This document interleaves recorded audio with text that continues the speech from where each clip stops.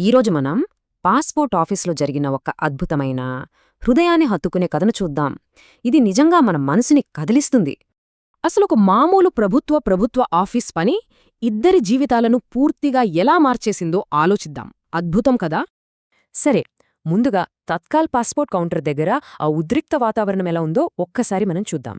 ఇక్కడో విచిత్రం. పని అవ్వలేదని వెనక్కి వెళ్లకుండా కోపంగా వెడుతున్న ఆ క్లర్కును మన కథకుడు సైలెంట్గా ఫాలో అయ్యాడు.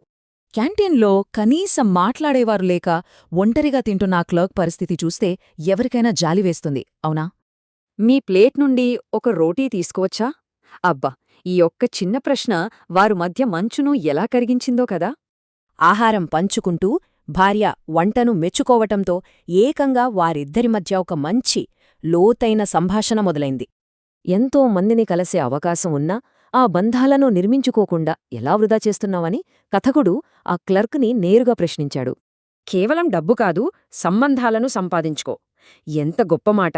మనుషులు లేని జీవితం నిజంగా వ్యర్థమే కదా! ఆ క్లర్క్ కోపం వెనక భార్యాపిల్లలు దూరమయ్యారన్న ఒక పెద్ద కన్నీటి విషాదం దాగి ఉందని అప్పుడు బయటపడింది.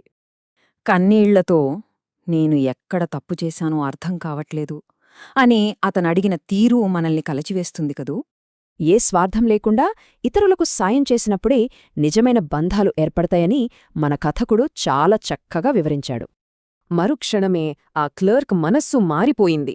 వెంటనే ఆ పాస్పోర్ట్ పని పూర్తిచేసి సంతోషంగా ఫోన్ నంబర్లు పంచుకున్నాడు. సరే, కట్ చేస్తే కొన్ని ఏళ్ల తర్వాత రక్షాబంధన్ రోజున వచ్చిన ఒక సర్ప్రైజ్ ఫోన్ కాల్ గురించి తెలుసుకుందాం. అద్భుతమేంటంటే అదే రోటీ పంచుకునే పద్ధతిని ఉపయోగించి అతను దూరమైన తన భార్య ప్రేమను తిరిగి గెలుచుకున్నాడు.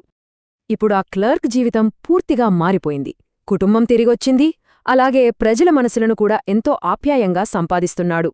యాంత్రికమైన నియమాలు కాదు, కేవలం స్వచ్ఛమైన భావోద్వేగాలు, చిన్న చిన్న త్యాగాలే మానవ సంబంధాలకు అసలైన పునాది అని తెలుస్తోంది. నేను, నాది అనే అహంకారాన్ని పక్కన పెట్టి బంధాల కోసం కాస్త తగ్గడమనేది ఇక్కడ మనం నేర్చుకోవాల్సిన అసలైన పాఠం. చివరగా ఒక ఆలోచన: మనం లావాదేవీల్లా బతుకుతున్నామా, లేక నిజమైన భావోద్వేగాలతో బంధాలు పెనవేసుకుంటున్నామా? ఎవరికి వారే ఆలోచించుకుందాం.